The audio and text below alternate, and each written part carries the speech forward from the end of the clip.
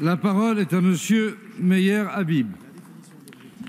Merci Monsieur le Président. Monsieur le Premier ministre, le 20 août 1899, en pleine affaire Dreyfus, était organisée comme aujourd'hui à Paris une grande manifestation contre l'antisémitisme.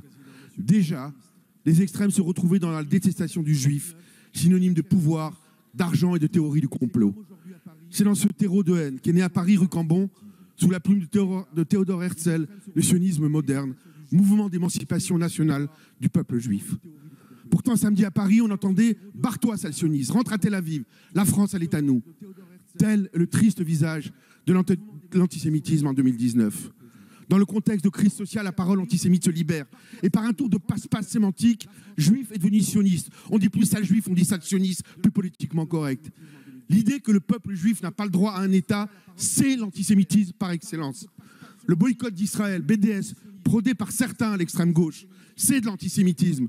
Glorifier à l'Assemblée des terroristes qui ont assassiné des dizaines de civils israéliens parce que juifs, c'est de l'antisémitisme.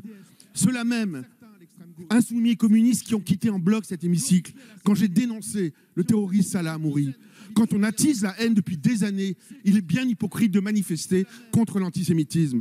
De l'extrême gauche à l'ultra-droite, en passant par la mouvance islamiste, sioniste est devenu le signe de ralliement de ceux qui vomissent le système, la République, les élites, Rothschild, Macron, les francs-maçons. Dans les banlieues désertées par les juifs, un antisémitisme arabo-musulman sévit sur fond d'islamo-gauchisme et de haine d'Israël. Pour tout cela, les Juifs et l'homme à abattre, c'est la triste réalité. D'abord les Juifs, après la France.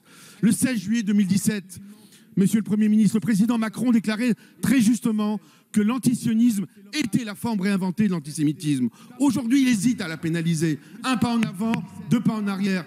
Mais en attendant, 12 Français ont été tués parce que Juifs sur fond d'antisionisme. Monsieur le Premier ministre, fin des grands discours et place aux actes, où je crains que les Français quittent massivement la France. Monsieur Nadeau, vous remettez immédiatement cette banderole aux huissiers. Immédiatement. J'inscris au procès-verbal aussi.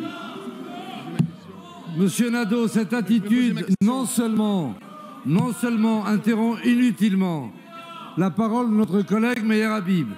De surcroît, je vous rappelle au règlement et ce sera également inscrit au procès-verbal. Monsieur Meyer Habib, vous avez la parole. Merci, Monsieur le Président. Merci, je voulais terminer. Je disais que le président Macron avait déclaré le 16 juillet très justement que l'antisionisme était la forme réinventée de l'antisémitisme. Aujourd'hui, il hésite à pénaliser l'antisionisme. C'est pour ça que je demande au Premier ministre de passer aux actes où je crains que les Français juifs quittent massivement la France. Merci, monsieur le député. La parole est à monsieur Laurent Nunez, secrétaire d'État auprès du ministre de l'Intérieur. Monsieur le Président, Mesdames et Messieurs les députés, Monsieur le député Meyer Habib,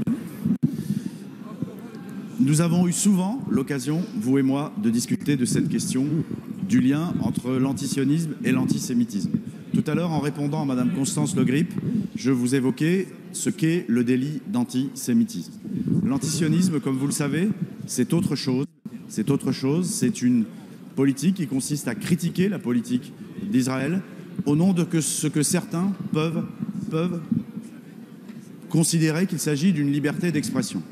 Une fois que je vous ai dit ça, monsieur le député, et nous en avons souvent parlé encore une fois, j'insiste, ensemble, nous ne sommes pas naïfs.